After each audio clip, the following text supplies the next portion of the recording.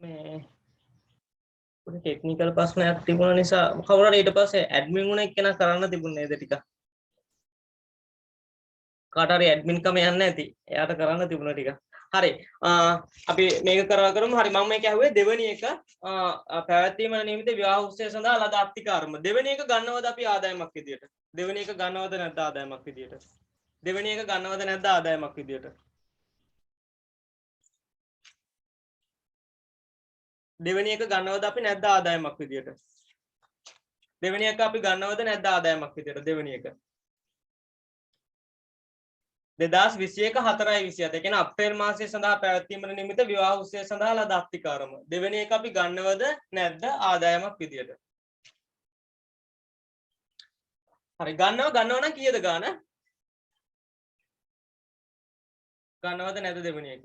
බලන්න දෙවෙනි එක මොන මාසේ විවාහ උත්සවයක්ද තියෙන්නේ? අප්‍රේල් මාසේ. අප්‍රේල් මාසේ තමයි විවාහ උත්සවයක්. හැබැයි ඒකේ අර මුලින්ම වෙන් කරන අවස්ථාවේ ලක්ෂ්‍ය තමයි ලැබිලා තියෙන්නේ. හැබැයි දෙවෙනි එක අප්‍රේල් මාසේ විවාහ උත්සවයක් සඳහානේ මේ වෙන් කරන්නේ. අප්‍රේල් මාසය කියන්නේ අපේ මාසෙට අදාළයි. අපේ මාසෙට අදාළ නම් ඔය ලක්ෂ 4 අනිවාර්යයෙන්ම ගන්න. ලක්ෂ නෙවෙයි ගන්නෙ. ඒ සම්පූර්ණම කොටස මුදල් ලැබුණත් නැත්නම් අපි ආදායම විදිහට ගන්න සම්පූර්ණ කොටස. ලක්ෂ 4ම අපේ ආදායමක් විදිහට ගන්නවා. ලක්ෂ 4ම ගන්නවා අපේ ආදායමක් විදිහට. මොකද මේක දෙවෙනි එක අපේ අප්‍රේල් මාසයේ විවාහ උත්සවයක් තමයි පවත්වන්නේ. එහෙනම් ආදායම විදිහට මේ ලක්ෂ 4ම ගන්නවා. ඊළඟ තුන්වෙනි එක 2021 4/5 වෙන්නේ 2021 5/10. ඒ කියන්නේ ලබන මාසය අප්‍රේල් නේ මැයිනේ පැවැත්වීමට නියමිත විවාහ උත්සවය සඳහා ලද අත්තිකාරම. ඒ කියන්නේ මේ අපේ මාසේ වෙන් කරලා තියෙනවා. හැබැයි ලබන මාසේ තමයි විවාහ උත්සවය තියෙන්නේ. ඒකේ අර ඇඩ්වාන්ස් එක. ඒ කියන්නේ ලක්ෂ තමයි හම්බෙලා තියෙන්නේ. මං අහන්නේ ඕක ආදායමක් විදිහට ගන්නවද? තුන්වෙනි එක. තුන්වෙනි එක ආදායමක් විදිහට ගන්නවද නැද්ද? තුන්වෙනි එක ආදායමක් විදිහට ගන්නවද නැද්ද? තුන්වෙනි එක ගන්නවද නැද්ද? හරි සරල දෙයක් තියෙන්නේ. අප්‍රේල් මාසේ විවාහ උත්සවයක් තිබුණොත් තමයි අප්‍රේල් මාසෙට අදාළ නම් ඒක ආදායමක් විදිහට ගන්නවා. අප්‍රේල් මාසෙට අදාළ නැත්නම් ඒක ආදායමක් විදිහට ගන්න. මං අහන්නේ තුන්වෙනි එක ගන්නවද නැද්ද? ගන්නවද නැද්ද? පොඩක් හිතලා බලන්න තුන්වෙනි එක ගන්නවද නැද්ද? සල්ලි ඒ කියන්නේ ඇඩ්වාන්ස් ඒ කියන්නේ මුල් අත්තිකාරම තමයි වෙන් කරලා තියෙන්නේ. ගන්නවද නැද්ද? තුන්වෙනි එක ගන්නෑ. හේතුව තමයි ඒ උත්සවයේ තියෙන්නේ බලන්න උත්සවයේ තියෙන්නේ මැයි මාසේ. අප්‍රේල් නෙමෙයි 5යිනේ 5 වෙනි මාසේ. ඒ කියන්නේ ලබන මාසෙ තියෙන්නේ උත්සවය. එහෙනම් ලබන මාසේ තමයි වැඩේ කරන්න තියෙන්නේ. මේ මාසේ අත්තිකාරම විදිහට දුන්නට ලබන මාසේ තමයි වැඩේ කරන්නේ. ඔය පළවෙනි එක තියෙන්නේ ඊට කලින් මාසේ මාර්තු මාසයේ තමයි ඉතුරු මුදල් ලැබෙන්නේ. දෙවෙනි එක හරි අප්‍රේල් මාසයේ පවත්වන එකකට අප්‍රේල් මාසයේම අත්තිකාරම ලැබිලා. තුන්වෙනි එක මට වරද්ද ගන්න එපා. තුන්වෙනි එක පවත්වන්නේ අප්‍රේල් නෙවෙයි මැයි. ඒ කියන්නේ 5 වෙනි මාසේ. 5 වෙනි මාසයකට තමයි අත්තිකාරම ලැබෙන්නේ. එතකොට ඒ තුන්වෙනි එක අපේ මාසයේ තියෙන එකක් නෙවෙයිනේ. අප්‍රේල් මාසයේ තියෙන එකක් නෙවෙයි. අප්‍රේල් මාසයේ තියෙන එකක් නෙවෙයි. අප්‍රේල් මාසයේ තිබුණොත් විතරයි ආදායම විදියට ගන්නෙ. එතකොට තුන්වෙනි එක අපි ගන්නෙත් නැහැ. තුන්වෙනි එක ලබන මාසයේ තියෙන එකක්. එහෙනම් ආදායම විදියට ගන්න ඔය දෙවෙනි එක විතරයි. එකයි ගන්නෙ. ආදායම විදියට ගන්න දෙවෙනි එක විතරයි. තුන්වෙනි එක ගන්නෙත් නැහැ. ආදායම විදියට ගන්න සල්ලි ලැබීම නෙවෙයි. ආදායම විදියට ගන්න අපේ මාසේ වැඩක් වුණොත් තමයි තියෙන්නේ. ওই ලක්ෂේ සල්ලි ලැබෙන එක හරිය ඒ ලබන මාසේ වැඩකට. එතකොට ඕකට කියන නමක් තමයි මම කියන්නම් ඉස්සරහට. ඕකට කියන නම තමයි ඔය ලක්ෂයට කලින් ලද ආදායම කියලා. ඒ කියන්නේ ලබන මාසේ වැඩේ කරන්න මේ මාසේ ලැබිලා තියෙන්නේ. කලින් ලද ආදායම කියන්නේ ඔන්න ඕකට. එතකොට ඒක ඇත්තටම ඒක වගකීමක්. ඇයි ලබන මාසේ විවාහ උත්සවය තියාගන්න බැරිනොත් ඔය ලක්ෂය අපහ ඔයාට ගෙවන්න වෙනවා. එතකොට ඕක අපිට සල්ලි ලැබුණත් වැඩක් නැහැ. අපේ මාසේ වුණොත් තමයි ගන්නෙ. මුදල් ලැබීම නොලැබීම වැඩක් නැහැ ආදායමක් විදිහට හඳුනා ගන්න. ලැබුණත් නැතත් අපේ මාසේ වැඩේ වෙනවා නම් ඒක විතරයි ආදායමක් විදිහට ගන්න. හරි. ආදායමට ගන්න දෙවෙනි එක විතරයි ලක්ෂ 4 විතරයි. ඊළඟට අවසානයේ තියෙන්නේ අප්‍රේල් මාසය සඳහා දාලනද මෙහෙයුම් වියදම. හරි. වියදමනේ දීලා තියෙන්නේ. හරි. එහෙනම් ආදායම විදිහට ගන්න ඔය ලක්ෂ 4 විතරයි. එහෙනම් ආදායම වල අහන එකට උත්තරේ ලක්ෂ 4යි. දෙවෙනි එක අහන්නේ ලාභය. දෙවෙනි කියන්නේ ප්‍රශ්නේ අහන්නේ තුනක් අහන්නේ දෙවෙනි එක අහන්නේ ලාභය. හරි ලේසිනේ ලාභය හොයන්නේ. දැන් මෙතන දානවා ආදායම ලක්ෂ 4යි කියලා. ආදායම ලක්ෂ 4යි. ඕකේ දීලා තිබුණා අප්‍රේල් මාසයේ දාලා මෙහෙයුම් වියදම. වියදමක් තියෙන ලාභය හොයන්නේ ආදායමෙන් වියදමක් දීලා තියෙන වියදම අඩු කරලා. එහෙනම් ලාභය කීයද එන්නේ? ලාභයනේ කීයද? ලක්ෂයයි. ආදායමෙන් වියදම අඩු කරලා තමයි ලාභය ගන්න. 3,30,000යි. වියදම තියෙනවා. ඒ කියන්නේ අප්‍රේල් මාසයේ දා මෙහෙයුම් වියදම 3,30,000 කියලා දීලා තියෙනවා. 3,30,000 අඩු කරන්. එතකොට එනවා ලාභය. ලාභය කියක් එනවද 70යි. ලාභය එන්නේ 70යි. 3,30,000ක් අවසාන ඡේදයේ තියෙන වියදම කියලා 3,30,000ක් දීලා තියෙනවා. එහෙනම් වියදම එන්නේ 30,000යි. ඊළඟට තුන්වෙනි ප්‍රශ්නේ අහන්නේ ලැබිය යුතු දෑ. අන්න මේකට උත්තරයක් මට කියන්න. ලැබිය යුතු දෑ කීයද? ලැබිය යුතු දෑ. ලැබිය යුතු දෑ කීයද? ලැබිය යුතු දෑ. ලැබිය යුතු දෑ කියලා නමක් තියෙනවා. දැන් මම කියන්නේ අපේ මාසේ 1යි තියෙන්නේ. ඒකට තමයි ආදායම. අපේ මාසේ එකේ වියදම් දීලා තියෙනවා 70යි. මං අහන්නේ ලැබිය යුතු දෑ කීයද? ලැබිය යුතු දෑ. ලැබිය යුතු දෑ කියන්නේ සල්ලි ලැබෙන්න තියෙනවා නම් අන්න ඒකට තමයි ලැබිය යුතු දෑ කියන්නේ. කීය දෙන උත්තරේ. මම බලනවා ප්‍රායෝගික ගණනක් තියෙන්නේ. ලැබිය යුතු දෑ. ලැබිය යුතු දෑ. හරි. මම ඔබ මතක් කරන්න ඔය පළවෙනි ගණනේ තිබුණේ ගිය මාස එකක්, මාර්තු මාස එකක්. මාර්තු මාසයේ ඉතිරි මුදල ලැබිලා. එතකොට මාර්තු මාසයේ අපව කීයක්වත් ලැබෙන්න තියෙනවද? නෑනේ. මාර්තු මාසයේ ඔය වෙන් කරන එකට ගෙවලා ඇති ලක්ෂේ.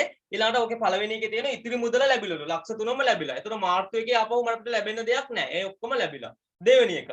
දෙවෙනි එක තියෙන්නේ අප්‍රේල් මාසේනේ. අප්‍රේල් මාසේ පැවති විවාහ උත්සවය සඳහා ලක්ෂය ලැබිලා තිබුණේ. ලක්ෂයක් ලැබිලායි කියලා දෙවෙනි එකේ දුන්නා. අන්න අප්‍රේල් එකේ එතකොට අප්‍රේල් කරලා ඉවර කරලා ඇතිනේ. අප්‍රේල් වැඩේ අප්‍රේල්ම කරලා ඉවර කරලා ඇති. ඒකේ ලක්ෂයයි හැබැයි හම්බෙලා තියෙන්නේ. හැබැයි ආදායම විතර ලක්ෂ 4 දාලා ලක්ෂයයි මුදල් හම්බෙලා තියෙන්නේ. අන්න ඒකෙන් කීයක් ලැබෙන්න තියෙනවද අපිට? තව ලක්ෂ 3ක්. අන්න ඒක තමයි ලැබිය යුතු දෑ වලට එන්නේ. එහෙනම් ඒකෙන් තව කියන්නේ අප්‍රේල් මාසේ වැඩෙන් ලක්ෂයයිනේ හම්බුනේ මුදල්. අන්න මුදල් හම්බුනේ ලක්ෂයයි ආදායම විතර ලක්ෂ 4 දැම්මට ඉතිරි ලක්ෂ 3 ලැබෙන්න ඕන. එහෙනම් ලැබිය යුතු දෑ ලක්ෂ 3යි. ඊළඟට ඔන්න ලැබිය යුතු දෑ ලක්ෂ 3යි. ඒක හරි. ලැබිය යුතු දෑ ලක්ෂ 3 හරි. ඔන්න අවසාන එක බලන්න. අවසාන තුන්වෙනි එක. ලබන මාසේ විවාහ උත්සවය සඳහා ලද අත්තිකාරම ලක්ෂයයි. ඒක ලබන මාසෙනේ කොහොමද තියන්නේ? එතකොට ඒකේ ගාන ඉතුරු ගාන ගන්න බෑ අපිට. මොකද ලබන මාසේ වැඩි වුණාට පස්සේ තමයි ඉතුරු ගාන ගන්න පුළුවන්. අනිත් දේ ඔය ලබන මාසේ ලක්ෂයක් ලැබිලා තියෙනවනේ. ඔන්න ලබන මාසේ ලැබිච්ච ලක්ෂෙට කියන නම මොකද්ද? ලබන මාසේ වැඩේ ලක්ෂයක් ලැබිලා තියෙන කලින්. ඒකට කියන නම මොකද්ද? මම ඉස්සෙල්ලත් කිව්වේ නම. මොකද්ද ඒකට කියන නම? ඒ කියන්නේ තුන්වෙනි එකේ ලැබිච්ච රුපියල් ලක්ෂයට කියන නම මොකද්ද?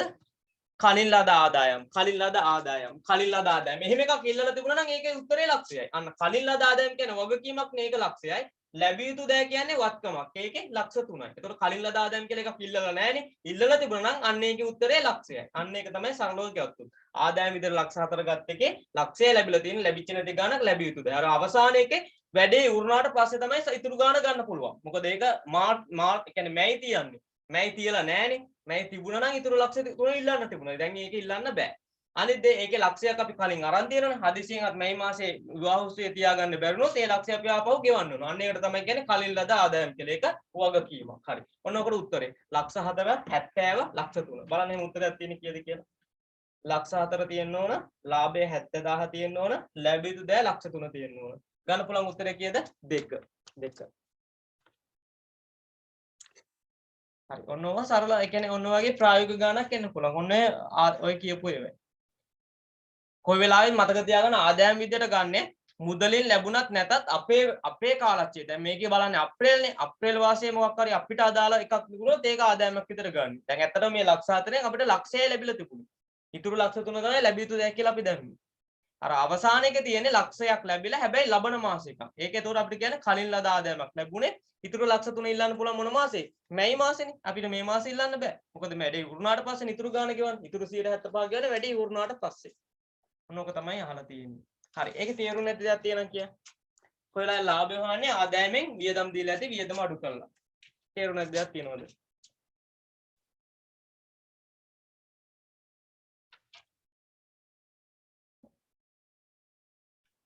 හරි. ඔය ලැබිය යුතු උපජිත ආදායම් වලින් කරන්න තියෙන අවසාන ප්‍රශ්නේ ඊළඟට ගන්න පිටු අංක 7. දැන් අපි 22 කරානේ. කෙටි උත්තර ලියන එකේ 23 වෙනි බහුවරණය. පිටු අංක 7 තියෙන කෙටි මං මේ දෙක ඇයි මේ කවලම් කරලා මොකද ඕවා එක්ක ඉරි ගහන්න එන්න පුළුවන් එක්ක පිළිතුරු ලියන්න එන්න පුළුවන්. ඒ දෙකම එන්න පුළුවන්. අන්නේ දෙකටම මේ හුරු කරන්නේ. එකක් ඉරි ගහන්න ආවොත් කොහොමද අනිත් එක කෙටි පිළිතුරු ලියන්න ආවොත් කොහොමද? දෙකම එනෝනේ පේපරේ. අන්න ඒකයි මේ දෙකම කරන්නේ. එකම දෙකටම එකම ගණන් ටික එකම දෙකේ අනිත් එකෙනුත් එන්න පුළුවන් විදිහේ දෙකම කරන්නේ ඒක. ඒක තේරුම් ගන්න. ඊළඟට බලන්න පිටු අංක 7 පිළිවෙලට මේ කරන් යන්නේ. පිළිවෙලට කරන් යන්නේ. අපි දෙපැත්තටම එන්න පුළුවන් නිසා දෙපැත්තම කරන්නේ 23 වෙනි බහුවරණය. පිටු අංක 7 23 වෙනි බහුවරණය. 23 වෙනි බහුවරණය.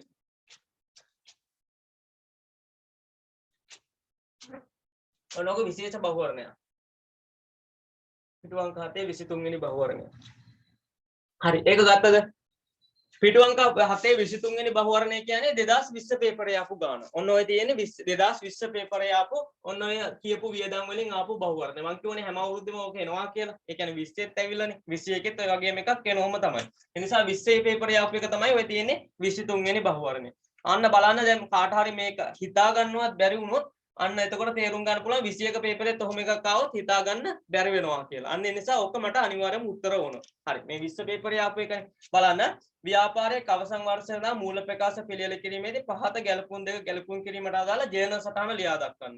ඒ කියන්නේ අර දිත්ත සටහන ලියන්න කියන්නේ. දිත්ත සටහන ලියන්න තියෙන්නේ. දැන් මේකේ ලියන්න කියන්නේ කෙටි පිළිතුරු ලියන එක ලියන්නනේ තියෙන්නේ. ලියන්න තියෙන්නේ දිත්ත සටහන. හරි. පළවෙනි එක තියෙන්නේ A කියන එක 1,80,000ක ඇණුමක් සඳහා 2021 3:31 දිනට භාණ්ඩ විකුණන ලදී. මෙම ඇණුම 21 පෙබරවාරි මාසයේ 60,000ක අත්තිකාරමක් මුදලක් සමග ලැබියු තිබුණි. ඉතිරි මුදල ලැබීමට නියමිතයි.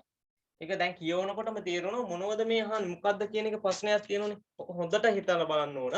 ඔක තමයි 2020 පේපරේ ආවේ. මොකක් කට්ටියව කරෙත් නැහැ.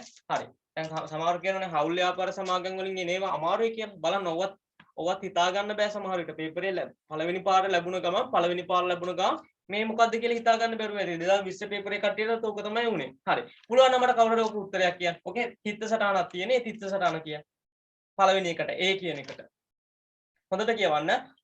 ඉස්සෙල්ලා කියවන්න මේ මොකද්ද කියලා. 1,80,000ක ඇණුමක් සඳහා භාණ්ඩ විකුණන ලදී. ඒ කියන්නේ විකුණලා තියෙන 1,80,000ක භාණ්ඩ මෙම ඇණුමේ පෙබරවාරි මාසය තුලදී 60,000ක අත්තිකාරමක් මුදලක් සමග ලැබී තිබුණේ ඉතිරි මුදල ලැබීමට නියමිතයි. ඒ කියන්නේ මේකට අදාළව අපි 60,000ක් කලින් අරන් තියෙනවා. කලින් අත්තිකාරමක් විදිහට අරන් තියෙනවා. ඉතිරි මුදල තමයි ලැබෙන්න තියෙන්නේ. හැබැයි ඒක තාමත් ලැබිලත් නැහැ. ඔන්නෝම කතාවක් තියෙන්නේ. හරි. ඔන්න ඕක ලියන්න ඕන තිත්ත සටහනක් විදිහට. ඒ කියන්නේ දිත්ත සටහනක් ලියන්න තියෙනවා. ඔක තමයි 2020 පේපරේ ආවේ. හිතලා කියන්නකෝ ඔක උත්තරය. ඔක හොඳට හිතන්න ඕන. එකක් දෙකක් අල්ලගත්තා නම් ඇති. මම කියන්නම් පස්සේ පුළුවන් නම් එක්කෙනෙක් හරි දෙන්නෙක් හරි උත්තරයක් ආවට පස්සේ තමයි මම කියන්නේ. මොකද නැත්තම් ඔයාලා දැන් හිතන්න දැන් මේක දැක්ක ගමන් හිතනවා ඇති අනේ මට මේක ලියා ගන්න බෑනේ කියලා. මට හිතන්නවත් බෑනේ කියලා. ඒතකොට හිතන්න 2021 පේපරෙත් මේකම තමයි මේ වගේම එකක් තමයි එන්නේ. ඒතකොට හිතන්න. ඒ කියන්නේ අර ලේසි කියලා මේ හිතුවට මේ වගේම එකක් ඒ දැන් 20 පේපරේ ලියනවා කියලා හිතන්න. 20 පේපර් ලිව්වනම් ඕකනේ එන්නේ. ඒතකොට ඕක හිතා ගන්නත් බෑ කියන්නේ එයාට තේරෙනවා මට මේ වගේව බෑ නේද කියලා. අනිත් මම කිව්වා අනිත් එක මේවෙන් දැන් ඔය කියපු වියදම් හතරෙන් ආපු බහුවර්ණය 20ත් ඇවිල්ලා තියෙනවා. අනිත් ඒවා 19 18 තියෙන්නේ. 20 ආපු එක පොඩ්ඩක් අර හිතන්න තියෙනවා. හැබැයි හරි සරල එකක් තියෙන්නේ ඕක. හරි එක්කෙනෙක් හරි දෙන්නෙක් හරි මට උත්තර කියන්න.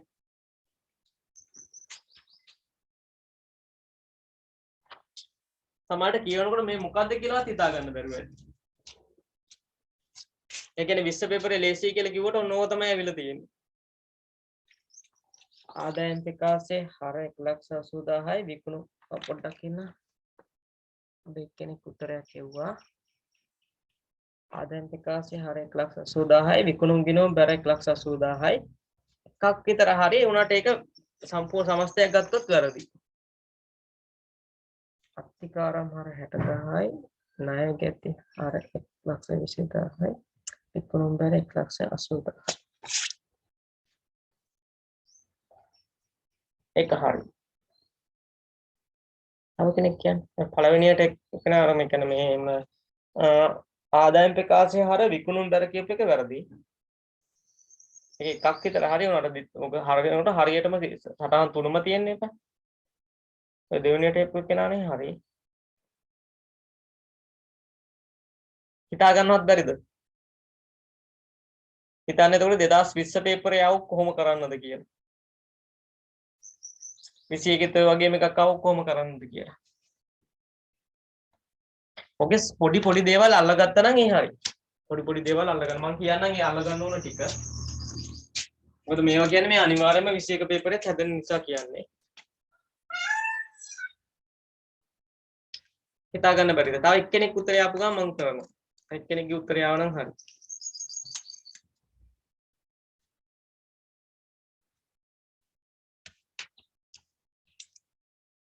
ඒකයි මේ හුඟක් වෙලාවට ඔය පන්තියේ හැම කෙනාම සහභාගී වෙන්න වැදගත් කියන්නේ ඒකයි. මට උත්තර හරි ගන්න පුළුවන්. නැති වුණොත් අර රෙකෝඩින් බැලුවා කියන මට උත්තරයක්වත් බලා ගන්න විදියක් නැහැනේ. YouTube එකේ බලනකොට මේ වගේ කතා වෙන තැන් තියෙනවා නම් ඒ ස්කිප් කරලා යන්න.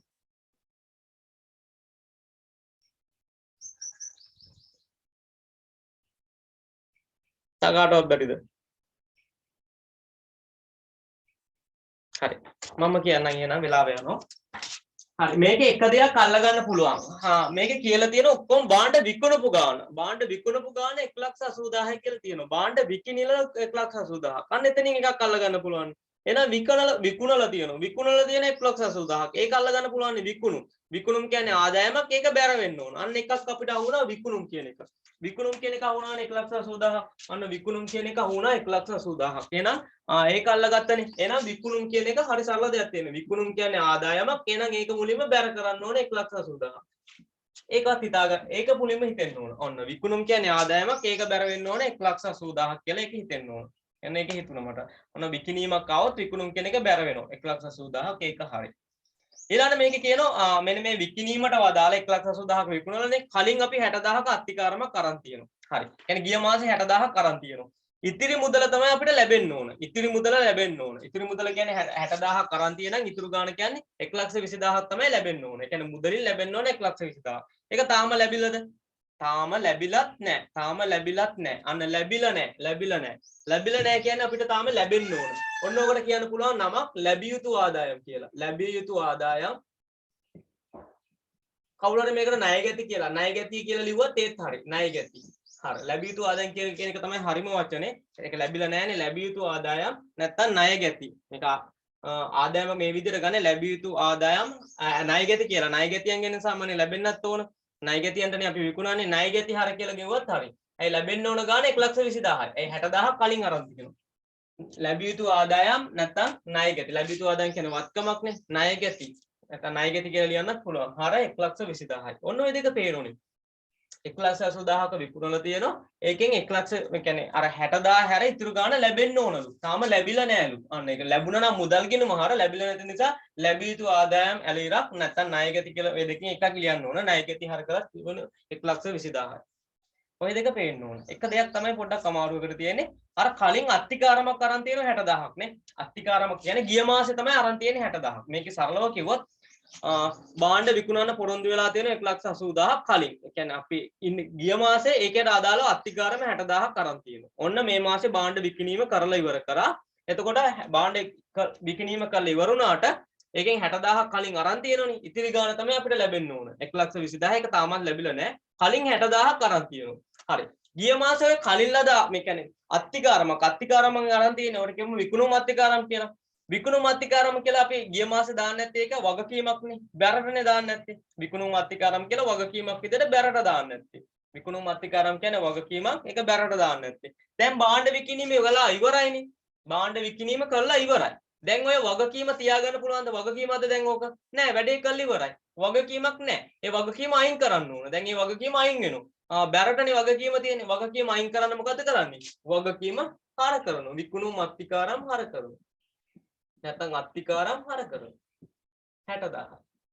ඒ වගකීම අයින් වෙනවා. මොන ඔක තමයි තිත්ත සටහන. ලැබිය යුතු ආදාය නැත්නම් ණය ගැති හර 1,20,000යි විකුණුම් අත්තිකාරම් හර 60,000යි විකුණුම් ගිණුම බැර 1,80,000යි. විකුණුම් ගිණුම බැර 1,80,000යි.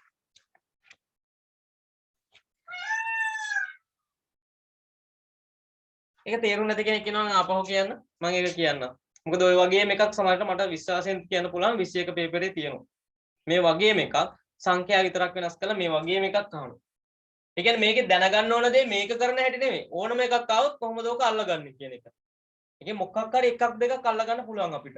බැරි එක පොඩ්ඩක් හිතන්න. නැත්නම් මේක දැන් මේ දෙක අල්ලගත්තා නම් මේ මැද එකක් අඩුයි කියලා තේරෙනවනේ හරසටහනක්. ඒකට ඒ තියෙන නමම දාලා ලියන්නත් තිබුණා. එහෙමත් හිතන්න පුළුවන්. ඒ නිසා ඕන පැත්තක් බලන්න ඕන.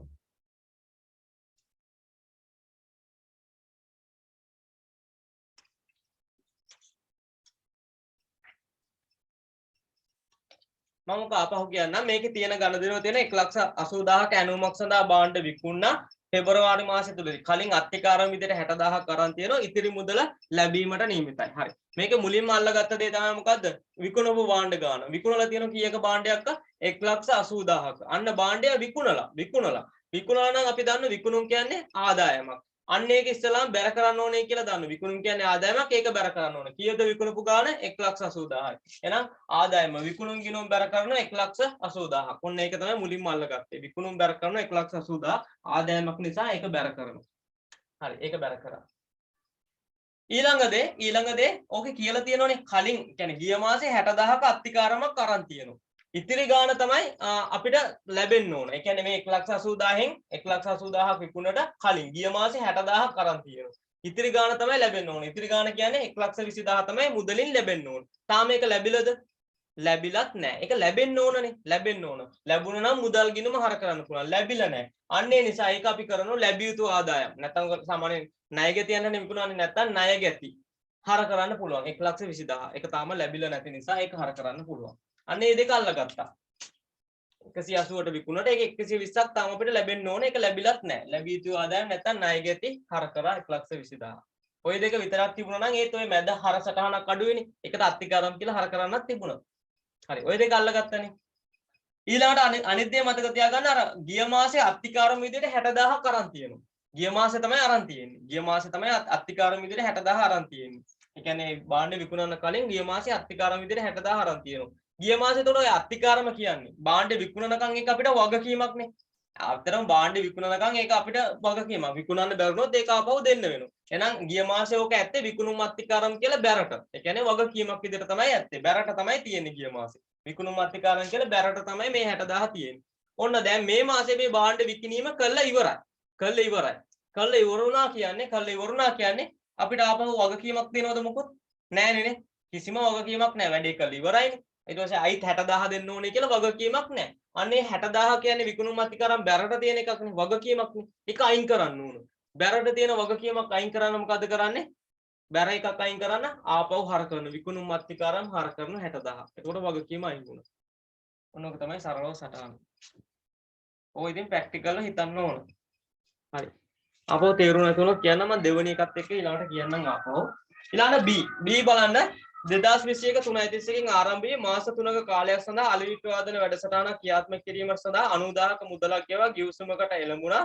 2021 3:31 දින සිට මෙම ගිවිසුම නිසි පරිදි ක්‍රියාත්මක වීම පැවතුණි.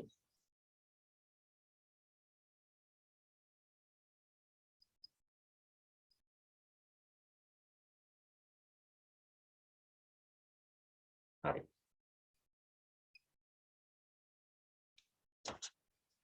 පොඩ්ඩක් බලන්නකෝ දෙවෙනි එක පොඩ්ඩක් බලන්නකෝ. 2020 පේපරේ තියෙන විදිහ පොඩි මොකක් කර වැරද්දක් තියෙනවා.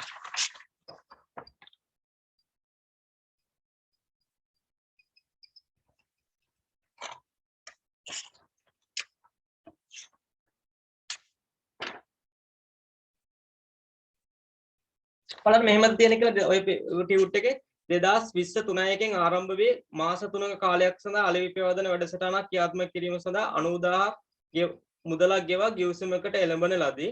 2020 3:1 දින සිට මෙම ගිවිසුම නිසි පරිදි ක්‍රියාත්මක වීමෙන් පැවතුණි. හරි. ඔන්න ඕක පොඩ්ඩක් ඕකත් මට උත්තරයක් එවන්න. ඕකත් උත්තරයක් එවන්න. දෙවෙනි එකට උත්තරයක් එවන්න. කොහොමද ඒක උත්තරේ ගන්න කියලා? දෙවෙනි එකටත් උත්තරයක් එවන්න.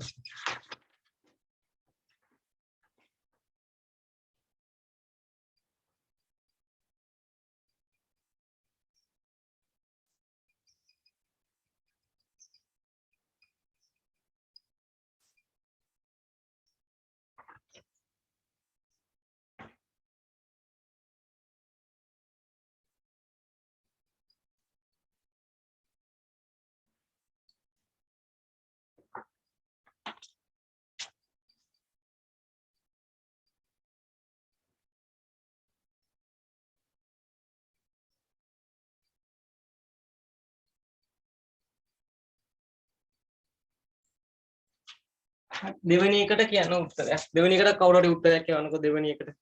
B කියන එකට. B කියන එකට උත්තරේ. එක්කෙනෙක් කිව්වනම් ඇති. ඉක්මනට එවන්න වෙලාව යනවා වැඩි.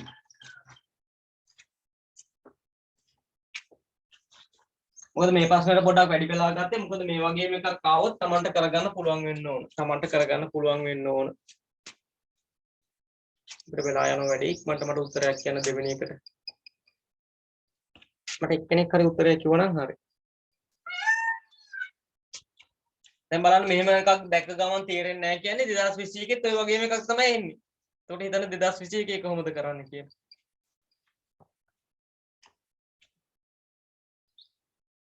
හරි ඒ කියපු එක්කෙනාගේ එක හරි. හරි ඔක ටයිප් කරනත් වෙලා යනවනේ. හරි මම ඒක නිසා කියන්න. හරි මෙහෙම තියෙන්නේ මේකේ තියෙන්නේ 2021 3.1 3.1 තමයි මේ අලවිපවාදන වැඩසටහන ආරම්භ කරන්නේ. ඇත්තටම අපේ අවුරුද්ද ඉවර වෙන්නේ මේක කියන විදිහට මේ අපි ගාන හදන්නේ 2021 3.31 දිනටනේ. 3.31 දිනට තමයි ආරම්භ වෙන්නේ. එතකොට මෙතනින් තේරෙන්න ඕන එක දෙයක් තමයි මේ අලවිපවාදන වැඩසටහන අපිට අදාළ වෙන්නේ එක මාසයකට විතරයි. එක මාසයකට විතරයි. ඇයි 3.1 පටන් ගන්නෙ 3.31 අපේ මාසෙ අපේ අවුරුද්ද ඉවර වෙනෝනේ. එතකොට අපිට අදාළ මාසය කියන එක ඉස්සෙල්ලාම තේරුම් ගන්න ඕන. මේක කියන්නේ ආරම්භයේ මාස 3ක සඳහා අලවිපවාදන වැඩසටහන ක්‍රියාත්මක කිරීම සඳහා. ඒ කියන්නේ මාස 3ටම 90000ක් ගෙවලා තියෙනවා. හරි. මේ ගිවිසුම නිසි පරිදි ක්‍රියාත්මක වෙමින් පවතිනවා. හරි. 90000ක් ගෙවලා තියෙන්නේ මාස 3කට. එතකොට 3ෙන් බෙදුවාම එක මාසයකට ගාන 30000යි. මට ඇහුවොත් මේකේ මේ අලවිපවාදන වැඩසටහන මාස 3ක් තිබුණට අපිට අදාළ වෙන්නේ මාස 3මද එක මාසෙද? අපිට අදාළ වෙන්නේ මාස 3ද එක මාසෙද? 3.1 තමයි පටන් ගන්න. අපේ අවුරුද්ද ඉවර වෙන්නේ මේ අවුරුද්දේ 3.31 න්. මං අහන්නේ මාස 3ක අලවිපවාදන වැඩසටහන කරාට අපිට මාස 3ම අදාළ වෙනවද එක මාසෙද අදාළ වෙන්නේ? අන්න ඒක තේරුම් ගන්නකො. අපිට මාස 3ම අදාළ වෙනවද එක මාසෙද අදාළ වෙන්නේ? මට ඒකට උත්තරයක් දෙන්න. එක මාසයයි හේතුව අපේ අදාළ වෙන්නේ එක මාසය. එහෙනම් අපි වියදම අලවිපවාදනය කියන්නේ ප්‍රචාරණ මොකක් හරි වියදමක්නේ. ඔක වියදමක්. එහෙනම් අපි වියදමක් විදිහට දාන්න ඕනේ එක මාසයයි. අන්න එහෙනම් ඉස්සලා මේක දාමු. අලවි ඔය නවින්ම දාමු අලවිපවර්ධන වියදම් ගිණුම හර 90000ම වියදමක් විතර දානවයි නෑ අපිට අදාළ වෙන්නේ එක මාසයයිනේ 30000යි දාන්නේ අලවිපවර්ධන වියදම් ගිණුම හර 30000යි අලවිපවර්ධන වියදම් ගිණුම හර 30000යි ඒ කියන්නේ 90000 3ෙන් බෙදුවාම එක මාසයකට එන්නේ 30000යි ඉතුරු 60000 මොකද්ද ඉතුරු 60000 දැන් අපි මාසයයිනේ අපිට අදාළ ඉතුරු ටික ගෙවලා තියෙනෝනේ අන්න ඒවට කියන නම මොකද්ද අපි කිව්වේ අපි ඒවට කියපු නම මොකද්ද ඉදිරියට ගෙවපු ඒවා කියලා ඉදිරියට ඊළඟ ඉතුරු මාස දෙකටත් ගෙවලානේ අන්න ඒවට කියන නම මොකද්ද ඉදිරියට ගෙවූ වියදම් ඉදිරියට ගෙවූ අලවිපවර්ධන වියදම් ඒකත් වත්කමක් ඒක හර වෙනවා ඉතුරු ගාන 60000 ඉදිරියට ගෙවීම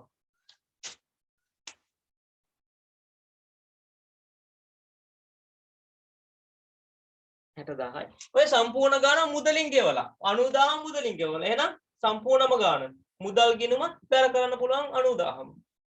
සම්පූර්ණම ගාන මුදලින් ගෙවලා. මුදල් ගිණුම බැර කරන්න පුළුවන් 90000ම. හරි සරල දෙයක් තියෙන්නේ. මුදල් ගිණුම බැර කරන්න පුළුවන් 90000ම. ඔන්න ඔය වගේව හිතන්න. ඔය වගේව හිතන්න. ඔය වගේම එකක් 21 පේපරේ එන්න පුළුවන්. ඔය වගේව අනිවාර්යයෙන්ම හිතන්න. ඇයි අපිට අදාළ වෙන්නේ එක මාසයයිනේ. ඒ කියන්නේ මාර්තු මාසයේ විතරයි. මාර්තු මාසයේ විතරයි. මෙයා අප්‍රේල් මැයි වලට ගෙවලා තියෙනවා. ඒක අපිට අදාළ නැහැ. අපේ මාස එක මාසයයිනේ. එහෙනම් අපි වියදමක් විතර දාන්න ඕන අපේ මාසෙ විතරයි. අලවිපවාදන වියදම් ගිණුම හර 30000යි. දැන් කොහොම වුණත් මාස 3කට ගෙවලානේ. අපිට අදාළ වෙන්නේ එක මාසිනවට ඉතිරි මාස දෙකට ගෙවපු එක කියන්නේ අපිට ඉතිරි මාස දෙකේදී ප්‍රයෝජන ගන්න පුළුවන්. ඒවට කියන නම මොකද්ද? ඉදිරියට ගෙවූ ප්‍රවර්ධන වියදම් ගිණුම හර. කියන්නේ ඉතුරු මාස දෙක 60000යි සම්පූර්ණ ගාණ මුදලින් ගෙවලා. මුදල් ගිණුම බැර වෙනවා 90000. මුදල් ගිණුම බැර වෙනවා 90000. ඇත්තනම කිව්වොත් මේක හරි සරලයි. හැබැයි පළවෙනියට ආපු ගාම හිතා ගන්න බෑ. ඒ කියන්නේ මොකද්ද කරන්න කියලා හිතා ගන්න බෑ. අන්න අර මං කියපු ඔය ආදායම් වියදම් වලින් ආපු 2020 ගාන. ඔය වගේම එකක් 21 ඒවි. හරි. තේරුම් නැත්නම් ඉක්මනට කියන්න. තේරුම් නැහැ කියලා කියන්න. කවුරු හරි ආපහු කියන්න ඕන නම් ඉක්මනට කියන්න. තේරුම් නැත්නම් ආපහු අනිවාර්යෙන් කියන්න. මුදලින් ගෙවපුවා කියලා තේරෙනවනේ මුදල් ගිණුම බැර. ඔකේ වියදම විදිහට දාන ඕන 30000යි අනිත් 60000 ඉදිරියට ගෙවීමක්. ඉදිරියට ගෙවීමක්. තේරුම් නැත්නම් ඉක්මනට කියන්න.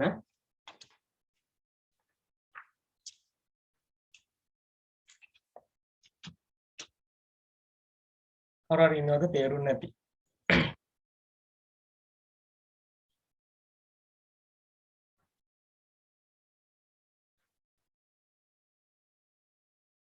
ඉන්නවද තේරුම් නැති කවුරු හරි?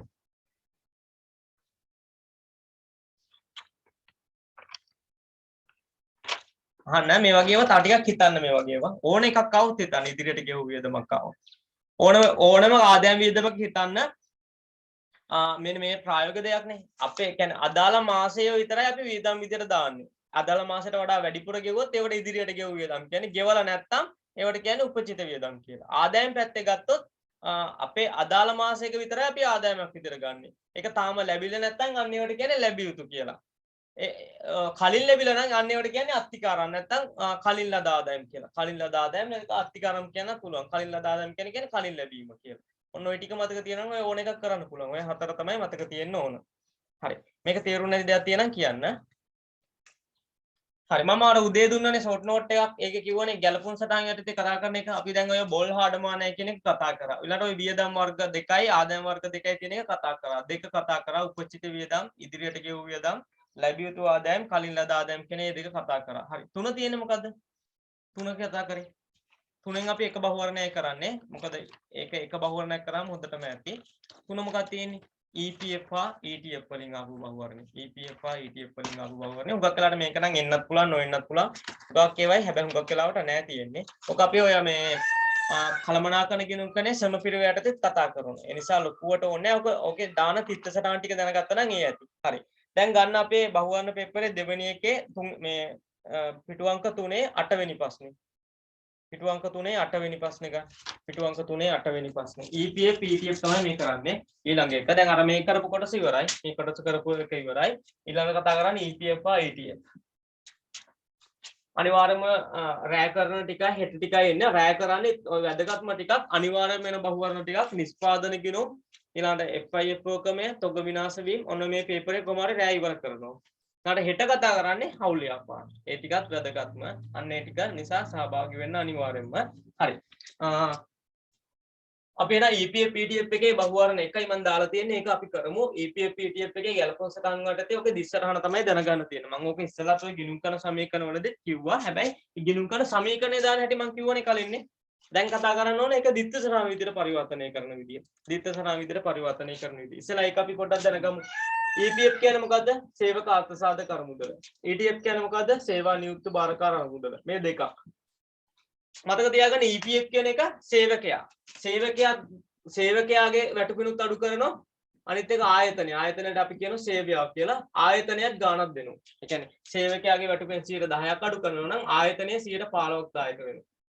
හැබැයි ETF කියන එක ආයතනය විතරයි. ආයතනය විතරයි දායක වෙන්නේ 3%ක් නම් 3%. සේවකයාගේ වැටුපෙන් අඩු කරන්න බෑ. අන්න ඒක තමයි මුලින්ම දැනගන්න ඕන. EPF කියන එක සේවකයයි සේවයයි දෙන්නගෙම කපනවා.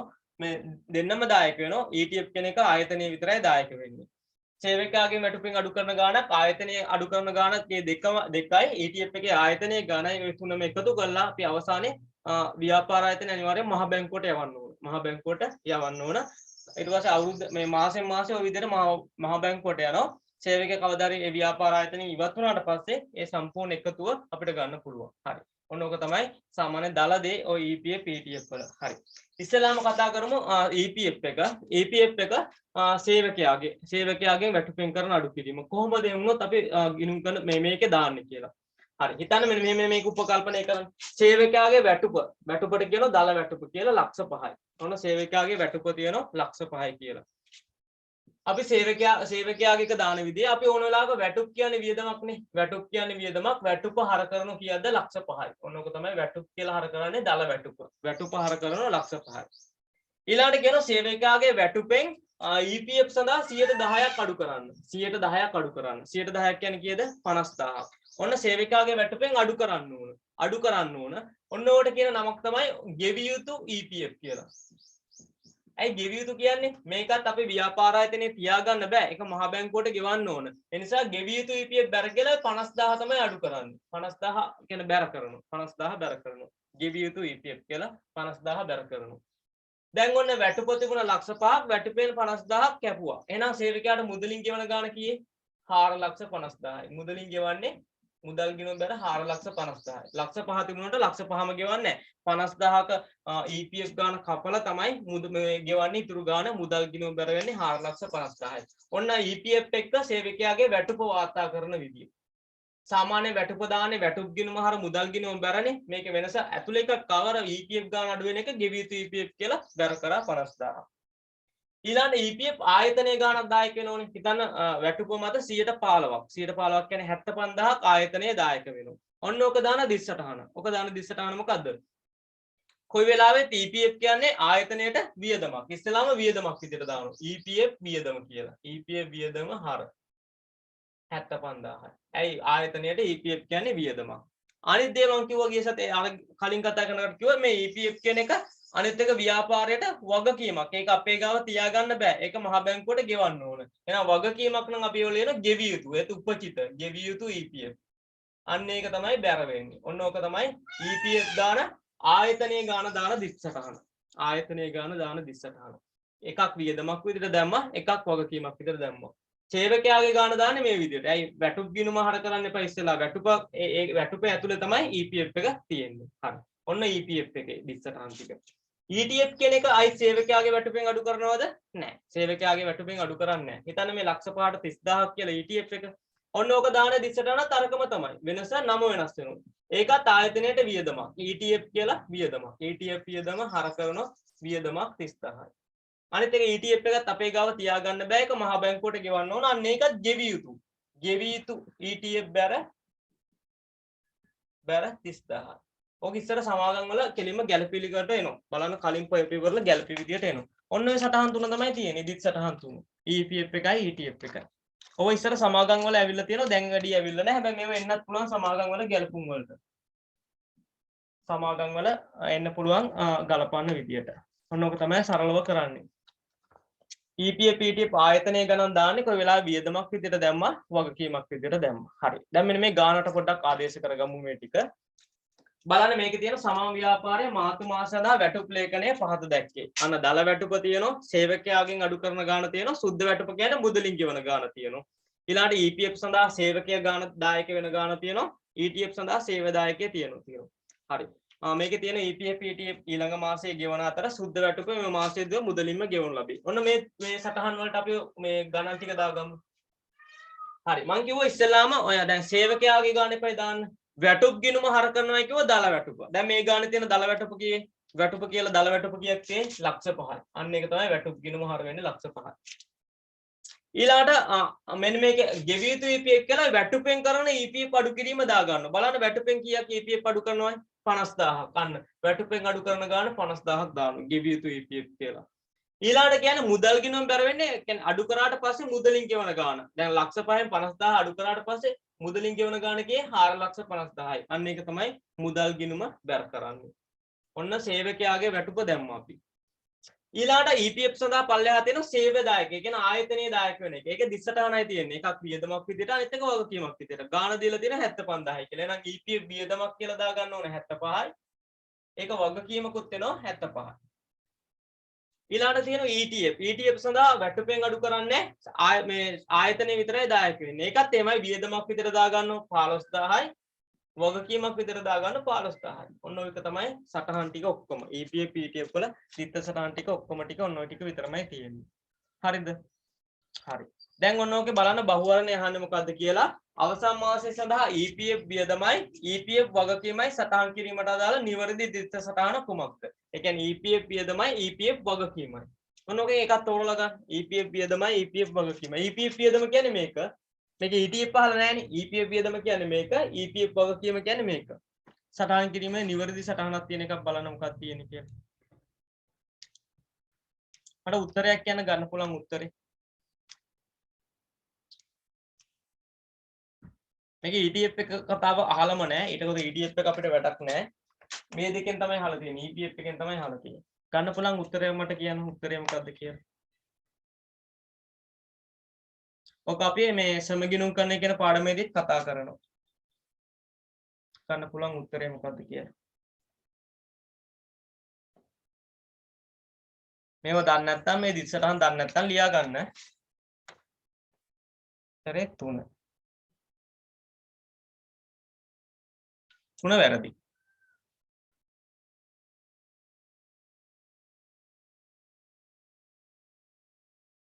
කාකවරට කියන්නේ දෙකක් කර මේ හරි කමන්නේ හරිද වැරදිද කියලා පස්සේ කියන උත්තර කියන්නකෝ තා කීයද ගන්න පුළුවන් උත්තරේ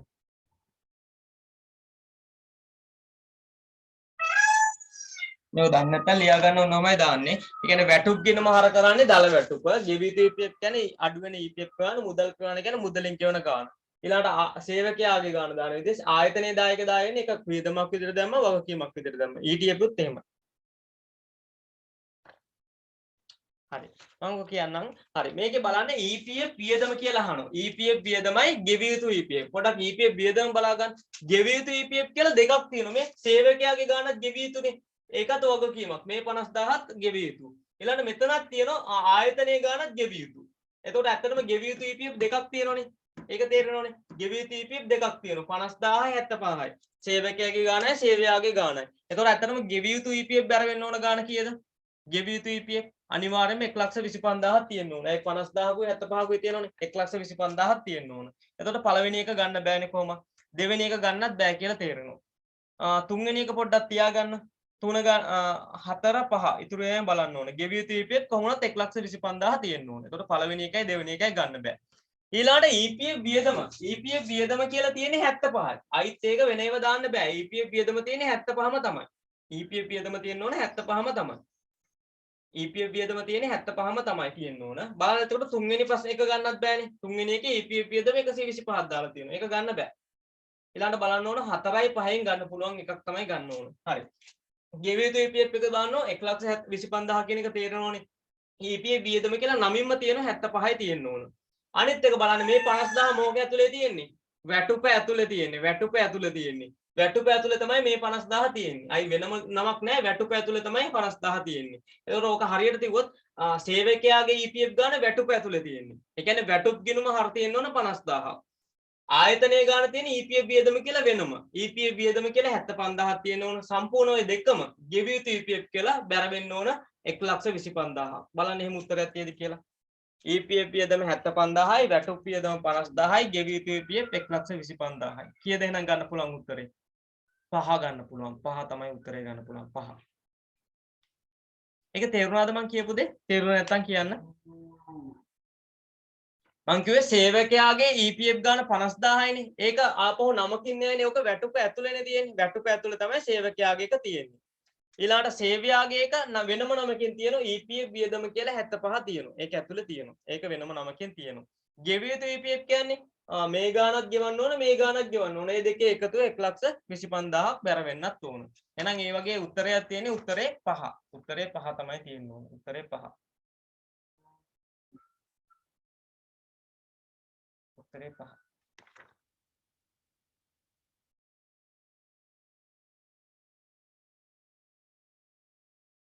ඔය වරද්දන්න පුළුවන් හැම පැත්තම දීලා තියෙන. හරි මට කවුරු හරි ඉක්මනට කියන තේරුන්නේ නැත්තම් මේ EPF ඒව තේරෙන්නේ නැති කවුරු හරි ඉන්නවනම් කියන්න. අපි සමගිනුම් කනේ ආපහු කතා කරනවා. තේරෙන්නේ නැති කෙනෙක් ඉන්නවනම් කියන්න. ප්‍රශ්නයක් නැහැ මම ආපහු කියන්නම් තේරෙන්නේ නැති කෙනෙක් ඉන්නවනම් කියන්න. මේ වෙලාවෙන් ප්‍රශ්න විසඳගෙන යන්න. මම ඕගාන විතරයි මේ EPF PTF වලින් කතා කරන්නේ. ප්‍රශ්න විසඳගෙන යන්න. තේරුන්නේ නැති කෙනෙක් ඉන්නවද?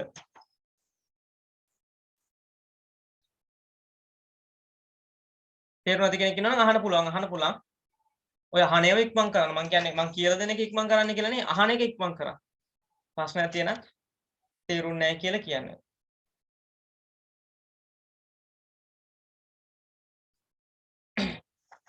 මම තව උදාහරණයක් පොඩ්ඩක් කියන්නම් එහෙනම්.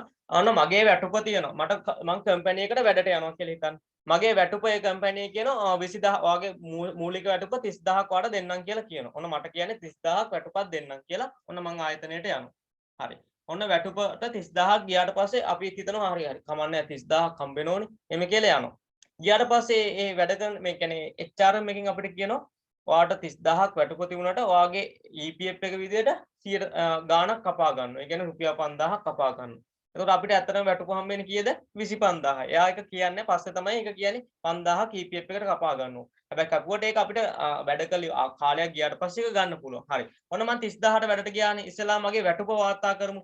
ඔන්න 30000යි. වැටුප් ගෙනුම හර කරනවා 30000යි. හරි. වැටුප 30000යි. හැබැයි ඒකෙන් 5000ක් EPF කියලා කපා ගත්තා. අන්න ඒකට කියනවා ගෙවිය යුතු EPF කියලා බැර කරනවා 5000. එහෙනම් මට මුදලින් ලැබෙන ගාණ කීයද? මුදල් බැර කියන්නේ මුදලින් ගෙවන ගාණේ සේවකයාට 25000යි. මුදල් බැර 25000යි. ඊළඟ මහ බැංකුව කියලා තියෙනවා. දැන් සේවකයාගේ වැටුපෙන් අඩු කරානේ එහෙම 5000 මේ සේවකයාගේ වැටුපෙන් අඩු කරලා විතරක් මදි. ඒ කියන්නේ වැඩ කරන කම්පැනිය කීයක් හරි ඒ සේවකයා වෙනුවෙන් දෙන්න ඕන කියලා. අන්න කම්පැනිය දෙනවා 7000ක් හරි. අර 5000ට වඩා වැඩි ගණනක් දෙන්න ඕන. කම්පැනිය කියනවා අපිත් ඔයා වෙනුවෙන් EPF එක විදිහට ඔයා වෙනුවෙන් 7000ක් වියදම් කරන්නම් කියලා. අන්න එතකොට ඒක එයා දාන විදිය මොකද්ද? ඒක කම්පැනි වියදමක්නේ. EPF වියදම් ගිණුම හර කරන 7000. ඒක අනිත් එක මහ බැංකුවට ගෙවන්න ඕන. ගෙවිය යුතු EPF බැර කරනවා 7000ක්. හරි. ඔන්න ඔකත් බැර කරා. එතකොට ඇත්තටම ඔය 5000යි 7000යි දෙකම මාසයේ අවසානයේ ඒ කියන්නේ 12000ම මාසයේ අවසානයේ මහ බැංකුවට යවන්න ඕන. 12000ම යවන්න ඕන. හැබැයි අපේ වැටුපෙන් අඩු කරේ 5000යි. තව 7000ක් ආයතනයක් 1000ක වෙලා 12000ක් මහ බැංකුවට යවනවා. ඒ කියන්නේ අවුරුදු 10ක් වැඩ කළාට පස්සේ 12000 ගානේ මාස එකතු වෙලා අපිට ඒකතුව ගන්න පුළුවන්. තව දෙයක් කියලා තියෙනවා මහ බැංකුව වල EPF එක විතරක් නෙවෙයි. තව තියෙන එකක් ETF එකක් ගෙවන්න ඕන. හැබැයි ETF කියන එක කවදාවත් ඔයාලට සේවකයාගේ වැටුපෙන් අඩු කරන්න බෑ. ඒ කියන්නේ සේවකයාගේ වැටුපෙන් නම් කොහොමත්ම අඩු කරන්න බෑ. ආයතනයේම තමයි ගාණක් දෙන්න ඕනේ. අපිට කියනවා ආපහු මම වැඩ කරපු තැන කියනවා අපි ETF කියලා වාට වෙනම ගාණක් 2000ක් අපි දායක වෙනවායි කියනවා. ඒකට අපෙන් වැටුපෙන් අඩු කරන්නේ නැහැ. 2000ක් දායක වෙනවායි කියනවා. එහෙනම් ඒකත් අපි දානවා. එකක් ඒක ආයතනයට වියදමක් 2000ක් අනිත් එක ගෙවිය යුතු. ඒකත් මහ බැංකුවට ගෙවන්න ඕනේ. 2000ක් ගෙවනවා. එතකොට ඒකත් මහ බැංකුවට යවනවා. අර 12000යි මේ 2000යි දෙකම යවනවා මහ බැංකුවට. එතකොට මාසෙට ඇත්තම අපිට පඩිය 25000ක් දුන්නට අපි වෙනුවෙන් කම්පැනිය 14000ක් මහ බැංකුවටත් ගිහින් දාලා තියෙනවා. ඒ කියන්නේ මහ බැංකුව ඉතිරි කරලා තියෙනවා අපි වෙනුවෙන් හැම මාසෙම 14000ක්. ඒ ගානේ අවුරුද්දක් ගිහින් අවුරුදු 10ක් ගියාට පස්සේ එකතුව අපිට ගන්න පුළුවන්. ඔන්න ඕක තමයි EPF ETF කියලා වෙන දේ. අපි වෙනුවෙන් කරන ඉතිරියක් ඒ. ආයතන ඉතිරියක්. අනිත් එක මේක නීතිය අනුකූලයි. නීතියෙන් අනිවාර්යයෙන්ම ඕනම ආයතනයක් මේක කරන්නම ඕන.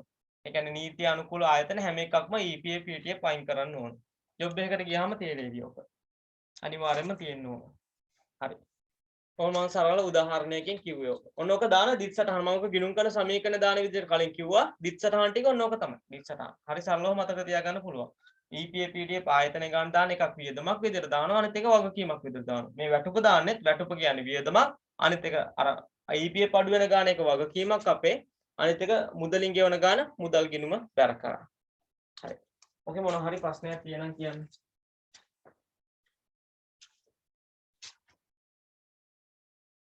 ඔය කතා කරපු එකේ මොන හරි ප්‍රශ්නයක් තියෙනම් කියන්න.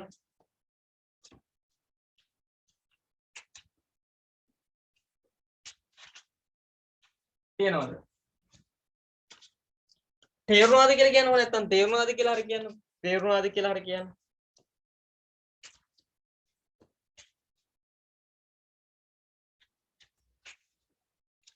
තේරුණාද කියලා හරි කියන්න. කරපු ටික තේරුණාද කියලා.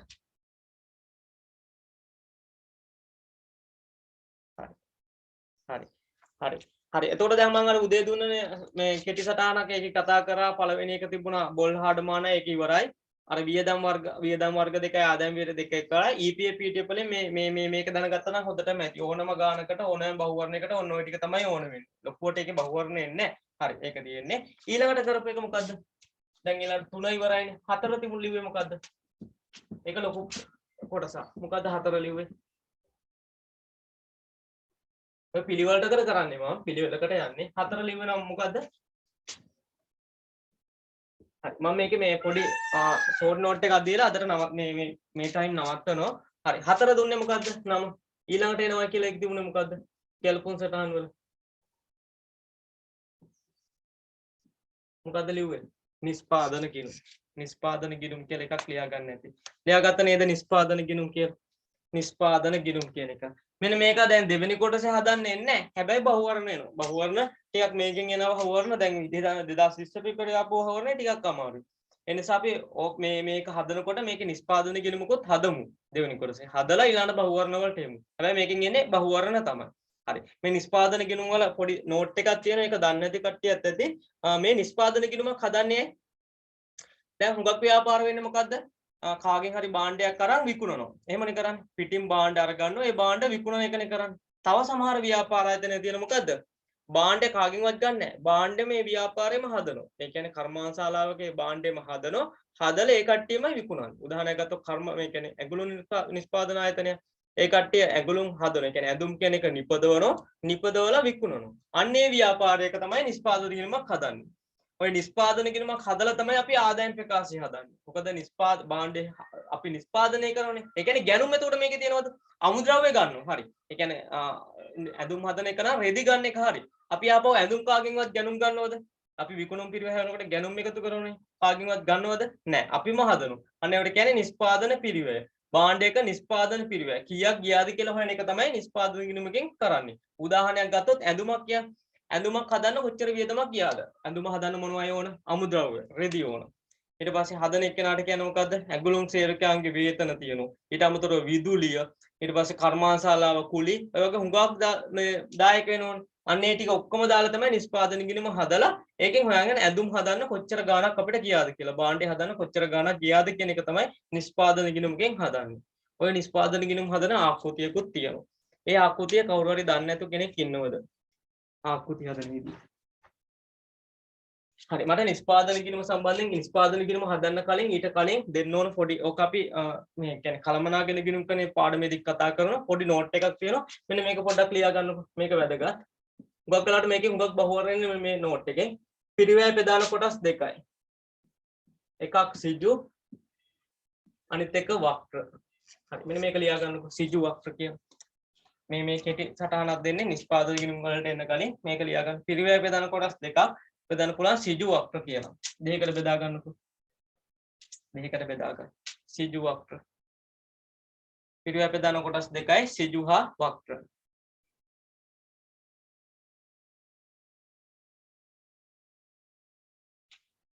පිරිවැය ප්‍රධාන කොටස් දෙකකට බෙදන්න පුළුවන් සිජු පිරිවැයයි වක්‍ර පිරිවැයයි. හරි මට පොඩ්ඩක් කියන්න මේ සිජු පිරිවැය කියන්නේ භාණ්ඩය හදන්න අත්‍යවශ්‍යම පිරිවැය තමයි සිජු පිරිවැය. වක්‍ර පිරිවැය කියන්නේ භාණ්ඩය හදන්න අත්‍යවශ්‍ය නැහැ. හැබැයි කාර්යක්ෂමතාවය වැඩි කරන්න අවශ්‍යයි. උදාහරණයක් විදිහට මම ගන්නම්. හිතන්න වඩු කර්මාන්තශාලාවක්. වඩු කියන්නේ ඇඳුම් කියන්නේ පුටුවක් හෝ මේසයක් හදන වඩු කර්මාන්තශාලාවක් උදාහරණ ගමු. සිජු කියන්නේ ඒ භාණ්ඩය හදන්න අත්‍යවශ්‍යම දේවල්. ඇත්තටම පුටුවක් හරි මේසයක් හරි හදන්න අත්‍යවශ්‍යම දේවල් මොනවයි? එකක් ලී. ලී නැතුනොත් හදන්න පුළුවන්ද? බෑ. ඊළඟට වඩු කාර්මිකයන් ඇතුනොත් හදන්න පුළුවන්ද? බෑ. හරි. ඊට පස්සේ ඔය වඩු උපකරණ. ඔය තුන තිබුණා නම් ඇතිනේ. පුටුවක් හරි මොකක් හරි හදන්න ඔය තුන තිබුණා නම් ඇත්තටම ඇති. අන්න ඒවට තමයි සිජු පිරිවැය කියන්නේ. භාණ්ඩය හදන්න අත්‍යවශ්‍යම දේවල් තමයි සිජු පිරිවැය කියන්නේ. වක්‍ර කියන්නේ මොකද්ද? අත්‍යවශ්‍ය නැහැ. හැබැයි කාර්යක්ෂමතාවය වැඩි කරනවා. උදාහරණයක් කියනවා විදුලිය. දැන් අතන වඩු පුටුවක් හදන්න විදුලිය අත්‍යවශ්‍ය නැහැ. හැබැයි ඒක තිබුණොත් කාර්යක්ෂමතාවය යනවා. විදුලිය වක්‍ර වියදම. ඊළඟට කර්මාන්තශාලා කුලි. ඇත්තටම කර්මාන්තශාලාවක් හදන ඕනමද පුටුවක් එහෙම හදන්න අත්‍යවශ්‍ය නැහැනේ. ඒක තිබුණොත් හැබැයි කාර්යක්ෂමතාව වැඩි වෙනවා. යන්ත්‍රසය දැන් යන්ත්‍ර කියන ඒවා පාවිච්චි කරනවා දැන් නවීන ආකාරي ඉස්සර සාමාන්‍ය විදිහට හැදුවා. යන්ත්‍රයක් තිබුණ නැහැ කියලා හදන්න බැරි කමක් නැහැ. හැබැයි ඒකෙන් කාර්යක්ෂමතාව වැඩි වුණා. යන්ත්‍රසය ඊට පස්සේ ඔන්න ඔය වගේ ඒවට තමයි වක්‍ර පිරිවැය කියන්නේ. ඊට පස්සේ සුපරීස් එකේ උදාහරණ සුපරීස් එක හදන්න අත්‍යවශ්‍යද? නැහැ. හැබැයි යාගෙන් වෙන්නේ අර හදන කාර්යක්ෂමතාව වැඩි වෙනවා. අන්න ඒවට තමයි වක්‍ර පිරිවැය කියලා කියන්නේ. සිජු කියන්නේ අත්‍යවශ්‍යයි වක්‍ර කියන්නේ අත්‍යවශ්‍ය නෙවෙයි. ඇඟලුම් කර්මාන්තශාලාවක් ගත්තොත් සිජු පිරිවැය මොනවයි? එකක් රෙදි. අනිවාර්යයෙන්ම ඕනනේ. රෙදි කියන එක නැතුව හදන්න බෑනේ. ඊළඟට ඇඟලුම් සේවිකාවක්. ඇඟලුම් සේවිකාවන් ඊට අදාළ උපකරණ තිබුණා නම් ඒ ඇති. වෙන මොකුත් ඕනද? වෙන මොකුත් ඕනේ නැහැ. හැබැයි ඊට පස්සේ ওই විදුලිය, ගොඩනැගිලි කුඩේ, සුපරීක්ෂක වේතන, කළමනාකරණ ඔය ඔක්කොම වක්‍ර විදිහට ගන්න. මොකද අත්‍යවශ්‍ය නැහැ නිසා. හරි. ඊළඟට ආපහු මේ සිජු පිරිවැය ප්‍රධාන කොටස් තුනකට බෙදෙනවා. එකක් සිජු ද්‍රව්‍ය. ඒක ලියා ගන්න සිජු ද්‍රව්‍ය. ඊළඟ එක සිජු සමය. ඊළඟට සිජු වෙනත්. මේ chart එක හුඟක් වැදගත් සිජු වෙනත්. ඔන්නම තුනකට බෙදෙනවා. සිජු ද්‍රව්‍ය, සිජු සමය, සිජු වෙනත් කියන. සිජු ද්‍රව්‍ය, සිජු සමය, සිජු වෙනත් කියලා සිජු පිරිවැය ප්‍රධාන කොටස් තුනයි. සිජු ද්‍රව්‍ය, සිජු සමය, සිජු වෙනත්. ඔක අපි මේ කළමනාකරණ ගිණුම් කරන්නේ පළවෙනි පාඩම පිරිවැය හැඳින්වීමේදීත් කරනවා. සිජු ද්‍රව්‍ය මේක හොඳ ඕන වෙනවා මේ නිෂ්පාදන ගිණුමක් හදන්න. සිජු ද්‍රව්‍ය, සිජු සමය, සිජු වෙනත් කියලා කොටස් තුනක් බෙදා ගන්න.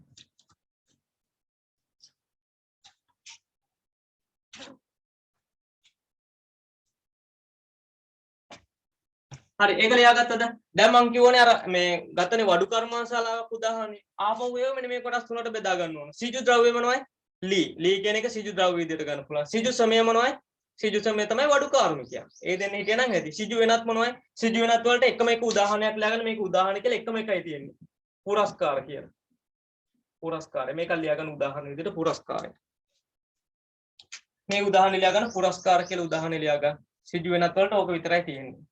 පුරස්කාරය කියන්නේ මෙන්න මේ සරල දෙයක් කිව්වොත් දැන් මෙයාට ලීත් තියෙනවා වඩුවක් ඉන්නවා මෙයා කියන්නේ මෙයා කියන මට මේ පුටුව හදන්න නැත්නම් මේක හදන්න නම් මට අනිවාර්යයෙන් මෙන්න මේ ටික ඕන. එයා ඉල්ලන දේ පුරස්කාරය කියන්නේ ඕවා. දැන් හිතන්න පුටුවක් හදන්න වඩුව ඉන්නවා ලී තියෙනවා එයා කියනවා මට මේක හදන්න මට මෙන්න මේ ගාණක් ඕන. නැත්නම් මට මෙන්න මේ කියන ඒවා කන්න බොන්න ඕන. මොනවා හරි ඉල්ලන ඕනේ. අන්න ඒවා තමයි. නැත්නම් එයා කරන්නේ නැහැ. අන්න ඒවට තමයි සිජු වෙනත් කියන්නේ පුරස්කාර තමයි එකම එක උදාහරණය. සිජු වෙනත් කියන එකට උදාහරණය. ඇඟලුම් කර්මාශාලාවක් ගත්තොත් සිජු ද්‍රව්‍ය මොනවයි? රෙදි. සිජු සමය මොනවයි? ඇඟලුම් සේවිකාවක්. සිජු වෙනත් මොනවයි? ඒ කියන්නේ යා හදන්න අනිවාර්යයෙන්ම අත්‍යවශ්‍යයෙන්ම ඉල්ලන දේවල් වලට තමයි සිජු වෙනත් කියන්නේ. හරි. ඔන්න ඔය සිජු ද්‍රව්‍ය සිජු සමය සිජු වෙනත් කියලා අපි ලිව්වනේ. ඔන්න ඔය තුනටම පොදුවේ නමක් කියනවා. ඒක දන්නවත් ඇති. ඒකට කියන්නේ පොදුවේ නම මොකද්ද? පාතමික පිරිවැය. පාතමික පිරිවැය. ඊළඟ ලියා ගන්න ඔය තුනටම කියන පොදුවේ නම පාතමික පිරිවැය. දන්නවත් ඇති. ඔන්න ඔය තුනට තමයි සිජු පිරිවැය වලට තමයි කියන්නේ පාතමික පිරිවැය. පොදු කරලා ලියා ගන්න මේ වරහණක් දාලා පාතමික පිරිවැය කියන්නේ. පාතමික පිරිවැය. ඕනම ව්‍යාපාරයක අත්‍යවශ්‍ය දේවල් තමයි සිජු වියදම්. සිජු ද්‍රව්‍ය, සිජු සමය, සිජු වෙනත්. ඔන්න ඔය නම ඔය තුනටම කියන පොදු නම තමයි පාතමික පිරිවැය. පාතමික පිරිවැය.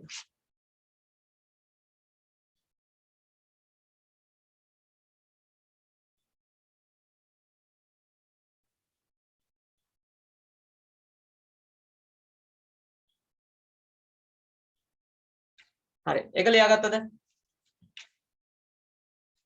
හරි. ඊළඟට වක්‍ර වියදම්. වක්‍ර වියදම් කියන්නේ මම කියන්නේ අත්‍යවශ්‍ය නැහැ කියලා මේ වක්‍ර වලට කියන පොදුකාර පිළිවෙල මේක කොටස් දෙකක් තියෙනවා. මේක කොටස් තියෙනවා. එකක් නිෂ්පාදන. වක්‍ර වියදම් ප්‍රධාන කොටස් දෙකකට බෙදන්න පුළුවන්. නිෂ්පාදන පොදුකාරය. මේ chart එක හුඟක් වැදගත්. නිෂ්පාදන පොදුකාරය. අනිත් එක නිෂ්පාදන නොවන පොදුකාරය. අන්න දෙකකට බෙදා ගන්න. නිෂ්පාදන පොදුකාරය. අනිත් එක නිෂ්පාදන නොවන පොදුකාරය. නොවන පොදුකාරය. හරි මේ වක්‍ර වියදම් වලට තව නමක් කියන්න පුළුවන් පොදුකාර කියලා. පොදුකාර කියලා. මේක අපි ඔය මේ කළමනාකරන ගිණුම් කරන පාඩම් වලටත් වැදගත්. වක්‍ර වියදම් පොදුකාර පිළිවෙල කොටස් දෙකයි නිෂ්පාදන පොදුකාරයයි නිෂ්පාදන නොවන පොදුකාරයයි. නිෂ්පාදන පොදුකාරයයි නිෂ්පාදන නොවන පොදුකාරයයි. නිෂ්පාදන පොදුකාරයයි නිෂ්පාදන නොවන පොදුකාරයයි. වක්‍ර පොදුකාර පිළිවෙල කොටස් දෙකයි නිෂ්පාදන පොදුකාරයයි නිෂ්පාදන නොවන පොදුකාරයයි. හරි ඒක ලියාගත්තද? හරි. ඔන්න ඔක දැනගන්නකෝ දැන් වක්‍ර වියදම් කිව්වේ අත්‍යවශ්‍ය නැති ඒවානේ. මෙන්න මේක කොටස් දෙකකට බෙදනවා නිෂ්පාදනය. ඒ කියන්නේ භාණ්ඩ නිෂ්පාදනයේට විතරක් ඒවා භාණ්ඩ නිෂ්පාදනයේට කියන්නේ නිෂ්පාදනයේට අදාළ නොවන ඒවාක් තියෙනවා. නිෂ්පාදනයේට අදාළ නොවන ඒවාක් තියෙනවා. නිෂ්පාදන කිනුවට ගන්නේ නිෂ්පාදන පොදුකාර විතරයි. උදාහරණ කියන නිෂ්පාදන පොදුකාර පිළිවෙලට විදුලිය නිෂ්පාදනයට ගන්න ඕනේ. හැබැයි අත්‍යවශ්‍ය නැහැ වක්‍ර. විදුලිය, යන්ත්‍රසය, කර්මාශාලා ආරක්ෂණය, සුපරීක්ෂණ වේතන, කළමනාකරණ වැටුප ඒව නිෂ්පාදන පොදුකාර පිළිවෙල. මට කවුරු හරි කෙනෙක් කියන්නේ නිෂ්පාදන නොවන පොදුකාර පිළිවෙලට උදාහරණයක්. එකක් කිය නිෂ්පාදන නොවන පොදුකාර පිළිවෙල. ඒ කියන්නේ භාණ්ඩය හදන්න අත්‍යවශ්‍යත් නැහැ. නිෂ්පාදනයටත් අදාළ නැති එක වියදමක් කියන උදාහරණයක්. එක වියදමක්. එක වියදමක් කිය. එක වියදමක් කිය. නිෂ්පාදන නොවන පොදුකාර පිළිවෙලට අදාළ එක වියදමක් කියන උදාහරණයක්.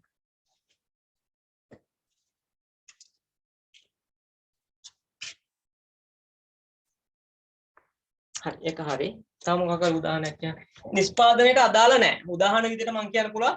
ඇයි භාණ්ඩ බෙදා හැරීම? ඒ කියන්නේ භාණ්ඩ විකිණීම, ඒ කියන්නේ භාණ්ඩ බෙදා හැරීම නිෂ්පාදනයට අදාළ නැහැ. එහෙනම් එකක් ගන්න පුළුවන් බෙදා හැරීමේ වියදම්. බෙදා හැරීමේ වියදම් එකක් ගන්න පුළුවන්. බෙදා හැරීමේ වියදම්. ඔය දන්නේ නැත්නම් උදාහරණ එකක් හරි ලියා ගන්න. බෙදා හැරීමේ වියදම්. ඊළඟට තව එකක් ගන්න පුළුවන්. මේ මම කියන ඒවා සමහරට මම ඔය නෝට් දෙන්නේ නැහැ. මොකද අපි තියරි නෙවෙයි කරන්නේ. නිෂ්පාදන නොවන උදාහරණයක් කියන්න පුළුවන්. බෙදා හැරීමේ වියදම්. තව ගන්න පුළුවන් පරිපාලනයට භාණ්ඩ නිෂ්පාදනයට අදාළ වෙනවද? පරිපාලන වෙනම කොට නැගිල්ලක පරිපාලන කටයුතු කරනවා. අන්න පරිපාලන වියදම්. ඒක ගන්න පුළුවන්. ඊළඟට පොලි වියදම් වගේ මූල්‍ය වියදම් ඔන්න ඕවා ගන්න පුළුවන්. නිෂ්පාදන නොවන පොදුකාර පිළිවෙලට උදාහරණ. පරිපාලන වියදම්, බෙදා හැරීමේ වියදම්, මූල්‍ය වියදම්. ඇත්තටම නිෂ්පාදන නොවන පොදුකාර පිළිවෙල ආදායම් ප්‍රකාශයට ගන්න. නිෂ්පාදන ගිණුමට මේ දෙකම ගන්නවා. හැබැයි නිෂ්පාදන නොවන පොදුකාර පිළිවෙල ගන්නේ ආදායම් ප්‍රකාශයට. මේවා අත්‍යවශ්‍ය ඒවා සමහර ඒවා ලියා ගන්න මම කියන ඒවා. හැමදේම ලියන්න දෙන්නේ නැහැ. තමන්ට හිතෙනවා නම් මේක මට වැදගත් කියලා එක ලියා ගන්න. හරි. ඊළඟට පල්ලෙහෙන් තරු ලකුණක් දාලා ලියා ගන්න. ප්‍රාථමික පිරිවැය. ප්‍රාථමික පිරිවැය ධන නිෂ්පාදන පොදුකාර පිරිවැය. නිෂ්පාදන පොදුකාර පිරිවැය. නිෂ්පාදන පොදුකාර පිරිවැය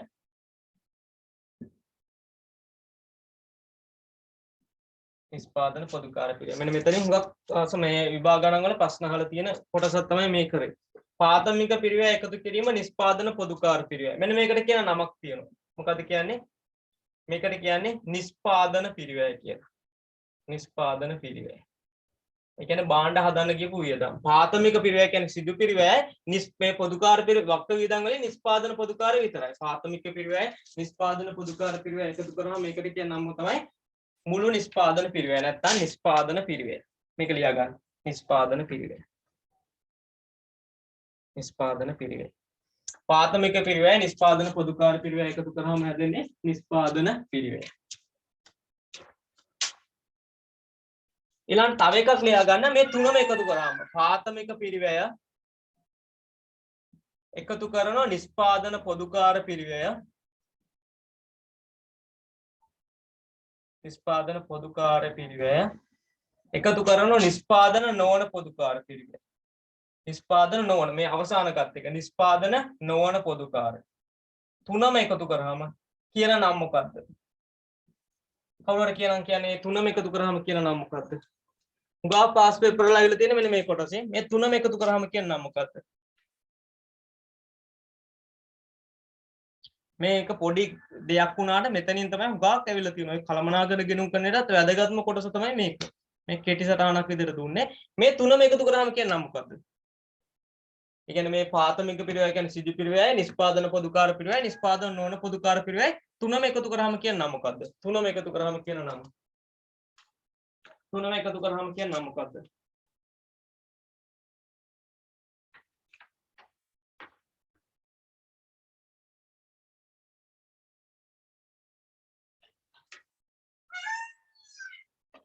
තුනම එකතු කරාම කියන නම මොකද්ද? මුළු පිරිවැය.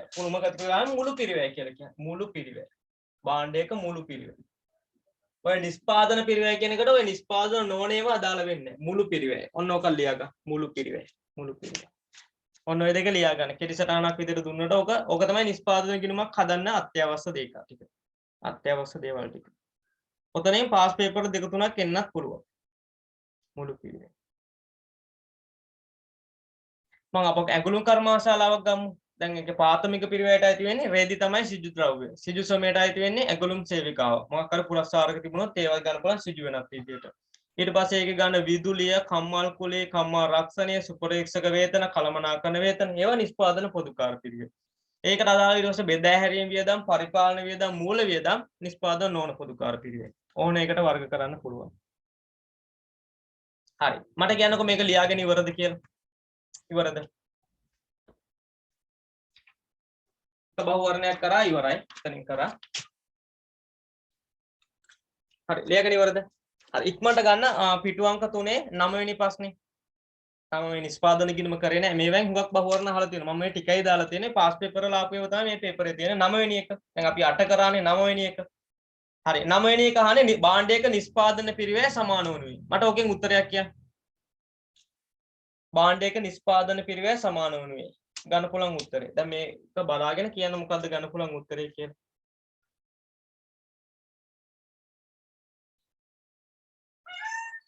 කීයද ගන්න පුළුවන් උත්තරේ?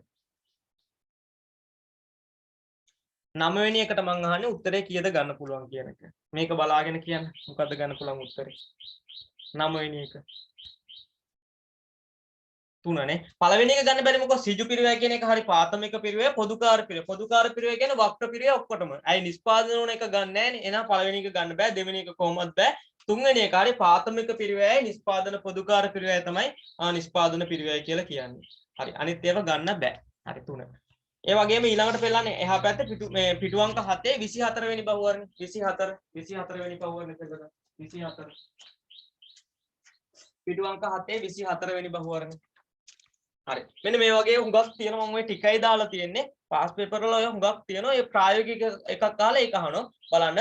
ලී බඩු නිෂ්පාදන ව්‍යාපාරයක පහත සඳහන් කුමන පිරිවැය ප්‍රාථමික පිරිවැය උපාංග ලෙස වර්ග කළ හැකියි. ප්‍රාථමික පිරිවැය කියන්නේ සිජු පිරිවැය උපාංගයක්ද නැද්ද කියලා ලියන්න තියෙන්නේ. මේක හදන්නේ මොකද්ද? ලී බඩු. පළවෙනි එක වඩු කාර්මික වේතන. සිජු පිරිවැයක්ද නැද්ද? ඔව්ද නැද්ද කියලා කියන්න. පළවෙනි එක වඩු කාර්මික වේතන. සිජු පිරිවැය කියන්නේ ලී බඩු හදන අත්‍යවශ්‍යම දේවල්. සිජු පිරිවැය උපාංගයක්ද නැද්ද? ඔව් අනිවාර්යෙන්ම වඩු කර්මිකය ඕනමයි. ඒ නිසා පළවෙනි එකට ඔව් කියලා දාගන්නේ. පළවෙනි එක ඔව්. පළවෙනි එක ඔව්. ඊළඟට කර්මාන්තශාලාවේ විදුලි ගාස්තු ප්‍රාථමික පිරිවැයද නැද්ද? නැත. මොකද විදුලි ගාස්තු කියන එක අත්‍යවශ්‍ය නැහැ. භාණ්ඩය හදන්න අත්‍යවශ්‍ය නැහැ. එහෙනම් ඒකයි ඉන්න වක්ක පිරිවැය, පොදුකාර පිරිවැයක් විදිහට. ඊළඟට භාවිතා කළ ලී වල පිරිවැය. ඔව් අනිවාර්යයෙන්ම ලී කියන එක අත්‍යවශ්‍යයි. ලී කියන එක අත්‍යවශ්‍යයි. නම් වඩු කාර්මික වේතන වගේම ලී කියන එකත් අත්‍යවශ්‍යයි. ඒක ප්‍රාථමික පිරිවැයක් ඔව්. යන්ත්‍රසය නෑ යන්ත්‍රසය කියන එක අත්‍යවශ්‍ය නෑ. අත්‍යවශ්‍ය අතරම ලී බඩු හදන්නේ වඩු කාර්මිකයයි ලී ඔය වඩු උපකරණයි තිබුණා නම් ඇති. අනිත් ඒවා ඔක්කොම වක්‍රය වැංගුනේ මොකද කාර්යක්ෂමතාව වැඩි වුණා. දැන් හිතන්න විදුලි කර්මාන්තශාලාවක් ගත්ත එකේ අර පොඩි හදන ගාන වැඩි කරගන්න තිබුණා. දැන් යන්ත්‍ර භාවිතා කරපෙන් අර ඉස්සලා පුටුවක් හදන්න පැය දෙක තුනක් ගියා නම් දැන් පුටුවක් හදන්න අලුත් උපකරණ තියෙන නිසා කීයද යන්නේ? විනාඩි 30ක් පැයෙන් විතර කරන්න පුළුවන්. අන්න ඒ වගේ කාර්යක්ෂමතාව වැඩි කරන එක තමයි වක්‍ර පිරිවැය එන්නේ. මෙන්න මේ chart එක හුඟක් වැදගත්. මේ chart එක අත්‍යවශ්‍යයි. මේකේ හුඟක් බහුවරණ එන්න පුළුවන්. හරි. ඔන්න ඔය ටික තමයි තියෙන්නේ. ඊළඟට අපි මේක නිෂ්පාදන ගිණුමක් හදලා නැහැනේ. නිෂ්පාදන ගිණුමක් මතක නැතුව ඇති හදන හැටි අපි කතා කරන්න ඕන. අපි අද ඊළඟ ටයිම් එකේ ඔය නිෂ්පාදන ගිණුම හදනවා. ඒතකොට නිෂ්පාදන ගිණුමක් හදනකොට එක් තොග වර්ග තුනක් තියෙනවා. අමුද්‍රව්‍ය තියෙනවා. ඒ කියන්නේ තාම භාවිත කියන්නේ වැඩේ කියන්නේ අමුද්‍රව්‍ය කියන්නේ භාවිතා කරන මූලධර්මය. ඊළාට නොනිමි තියෙනවා. භාගයට වැඩ ඉවර කරපේව නිමි භාණ්ඩ තියෙනවා. උදාහරණයක් ගත්තොත් ඇඟලුම් කර්මාශාලාවක අමුද්‍රව්‍ය තමයි රෙදි. නොනිමි කියන්නේ තාම සාමාන්‍යයෙන් වැඩ ඉවර කරලා නැහැ. නිමි කියන්නේ මොකද්ද? ඇඳුම්. වැඩ ඉවර කරලා ඉවර වෙච්ච ටික තමයි නිමි කියන්නේ. හරි. ඊළඟට බලන්න මට ඊළඟ ටයිම් එකේ කියන්නේ අපි අද රෑ දාගත්තනේ. රෑ කරන එකේදී කරන්නේ ඉස්සෙල්ලාම අපි ඔගේ අවසාන ප්‍රශ්නේ තියෙන තුන්වෙනි ප්‍රශ්නේ. නිෂ්පාදන ගිණුමක් හදනවා. කියන්නේ දෙවෙනි කොටස ගානක් වගේ නිෂ්පාදන ගිණුමක් හදනවා. ඊළඟට නිෂ්පාදන ගිණුමෙන් ආපු සියලුම බහුවර්ණ ටික කරනවා. උගක් වෙලා තියෙන නිෂ්පාදන ගිණුමෙන් බහුවර්ණ ටික. ඊළඟට මම අර තව දීලා තියෙනෝනේ සුද්ධ උපලබ්ධයගේ FIFO WSC ක්‍රමය ඊට පස්සේ තොග විනාශ වීම. ඔය FIFO WSC තොග විනාශ වීම වලින් අනිවාර්යයෙන්ම බහුවර්ණ වෙනවා හැම අවුරුද්දෙම. ඒක හොඳට වැදගත් ඒ ටික. අන්න ඒ ටික ක්‍රැටිකමත් එක්ක කරන එක තමයි අද රැක් මේ වැඩ මේ කියන්නේ අද ඊළඟ තියෙන ටයිම් එකේදී කරන්නේ. ඊළඟට හෙට අපි හවුල් ව්‍යාපාර ටික කරමු. මම කියවනේ අර කාට හරි එන්න බැරි වුණොත් මම එවෙලෙම රෙකෝඩින් එක දාන්නම්. ඒ රෙකෝඩින් එක අනිවාර්යයෙන්ම බලන්න. අනිවාර්යෙන් පුළුවන් හැමෝම සහභාගී වෙන්න බලන්න. අද එතකොට 6ට තියෙන්නේ. රෑ 6ට තියෙන්නේ. ඉතුරු එක 6 ඉඳන් 9 වෙනකම්. හරි. දැන් වෙන මොන හරි ප්‍රශ්න තියෙනවා ඉක්මනට කියන්න. අද පොඩ්ඩක් වැඩිපුර ගියා. අර අපි 9ට පොඩ්ඩක් පහු වුණා තාක්ෂණික දෝෂ නිසා. දැන් කරපු ටිකේ මොන හරි ප්‍රශ්න තියෙනම් කියන්න. තාම නිෂ්පාදන ගිණුමක් කරේ නැහැ. මේ පොඩි නෝට් එකක් දුන්නේ නිෂ්පාදන ගිණුමේ එන ටික සම්බන්ධයෙන් නෝට් එකක්. මේක කළමනාකරන ගිණුම් කනේ තියෙනවා. හරි. මොකක් හරි ප්‍රශ්න කරපු ටිකේ මොන හරි ප්‍රශ්න තියෙද නැද්ද? ප්‍රශ්න නැත්තම් නැහැ කියලා හරි කියන්න. තේරුණාද කියලා කියන්න මට උත්තරයක් ඕන. ඒක සමහරට කියන්න නැතුව ඉන්නේ තේරුන්නේ නැහැ කියලා වෙන්නත් පුළුවන්. මට මොකක් හරි උත්තරයක් ඕන. තේරුණාද නැද්ද? ප්‍රශ්න මොන හරි තියෙනවද කියලා.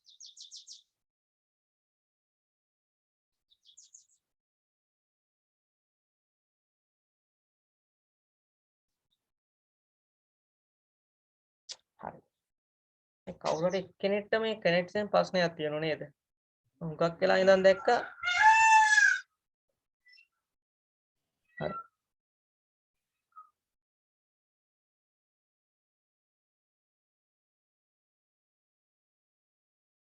සමහර කට්ටියක් ඉන්නවා මේ මොකද්ද මේ දෙයකින් ලොක් කරලා තියෙනවා. හරි. තේරුම් නැති මොනවා හරි තියෙනම් කියන්න.